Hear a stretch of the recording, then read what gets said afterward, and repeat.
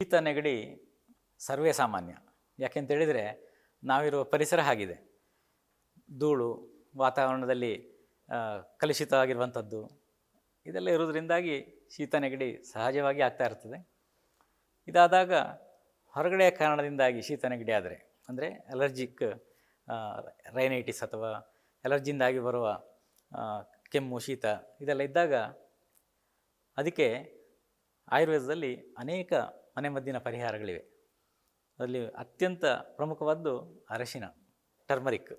ಎಲ್ಲ ಕಡೆ ಗೊತ್ತಿರುವಂಥ ಒಂದು ಔಷಧ, ಅದು ನಮ್ಮ ಅಡುಗೆ ಮನೆಯಲ್ಲೇ ಇರ್ತದೆ. ಈ ಅರಿಶಿನವನ್ನು ಸುಮಾರು 1/4 ಚಮಚದಷ್ಟು ಅರಿಶಿನವನ್ನು 1 ಗ್ಲಾಸ್ ಹಾಲಿಗೆ ಹಾಕಿ, ಅಂದರೆ ಅದು ಆಗಲೇ ಕುದಿಸಿಟ್ಟಂಥ ಹಾಲನ್ನು ತಗೊಳ್ಬೇಕು. ಅದಕ್ಕೆ 1/4 ಚಮಚ ಅರಿಶಿನ ಪೌಡ್ರನ್ನು ಹಾಕಿ ಅದನ್ನು ಮತ್ತೆ ಒಂದು 3 ನಿಮಿಷ ಕುದಿಸಬೇಕು. 3 ನಿಮಿಷ ಆದಮೇಲೆ ಅದನ್ನು ಫಿಲ್ಟ್ರ್ ಮಾಡಿಕೊಂಡು, ಅಂದರೆ ಸೋಸಿ, ಅದಕ್ಕೆ ಬೆಲ್ಲ ಬೇಕಾದರೆ ಬೆಲ್ಲ, ಸಕ್ಕರೆ ಬೇಕಾದ್ರೆ ಸಕ್ಕರೆ ಹಾಕಿ ತಗೊಳ್ಬೋದು, ಅಥವಾ ಹಾಗೆ ತಗೊಂಡ್ರೂ ಪರವಾಗಿಲ್ಲ. ಇದನ್ನು ಪ್ರತಿನಿತ್ಯ ಸಂಜೆ ಅಥವಾ ರಾತ್ರಿ ಹೊತ್ತಿನಲ್ಲಿ, ಅಂದರೆ ದಿನಕ್ಕೊಮ್ಮೆ ಮಾಡಿ ತಗೊಳ್ಬೋದು.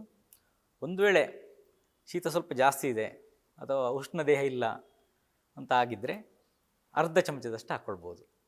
ಚಿಕ್ಕ ಮಕ್ಕಳಿಗೆ ಮತ್ತು ಉಷ್ಣ ಪ್ರಕೃತಿ, ಯಾರಿಗೆ ತಮ್ಮ ದೇಹ ತುಂಬ ಬಿಸಿ ಇದೆ ಅಂತ ಅನ್ನಿಸ್ತಾ ಇರ್ತದೆ ಅಂಥವರು ಕೇವಲ 1/4 ಚಮಚ ಸಾಕು.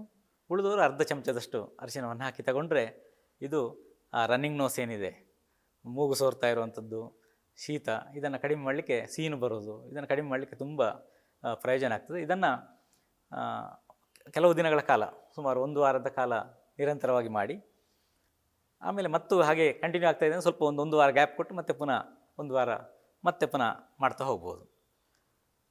ಇದೇ ಅರಿಶಿನದ ಕೊಂಬು, ಅಂದರೆ ಹಸಿ ಅರಿಶಿನ, ಅದರ ಕೊಂಬು, ಅದನ್ನು ಬೆಂಕಿಯಲ್ಲಿ ಸುಡುವಾಗ ಅದರಿಂದ ಹೊಗೆ ಬರಲಿಕ್ಕೆ ಆರಂಭ ಆಗ್ತದೆ.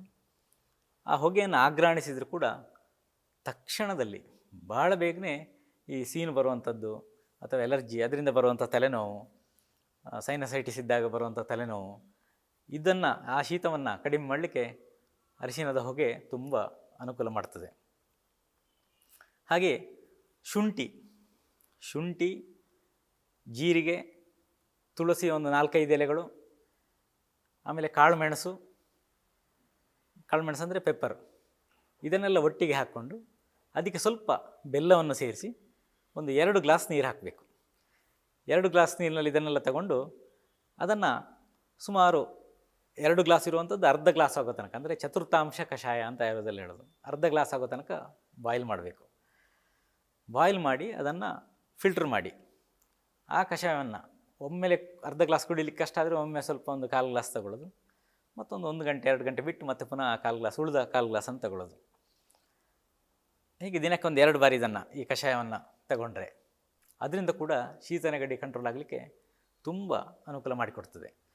ಹಾಗಾಗಿ ಈ ಕಷಾಯವನ್ನು ಮಾಡೋದು ಅಥವಾ ಅರಿಶಿನದ ಮೊರೆ ಹೋಗೋದು, ಇದೆರಡು ಅತ್ಯಂತ ಸುಲಭ ಸರಳ ಉಪಾಯಗಳು ಯಾವುದಕ್ಕೆ, ಶೀತ ನೆಗಡಿಯನ್ನು ಕಡಿಮೆ ಮಾಡಲಿಕ್ಕೆ.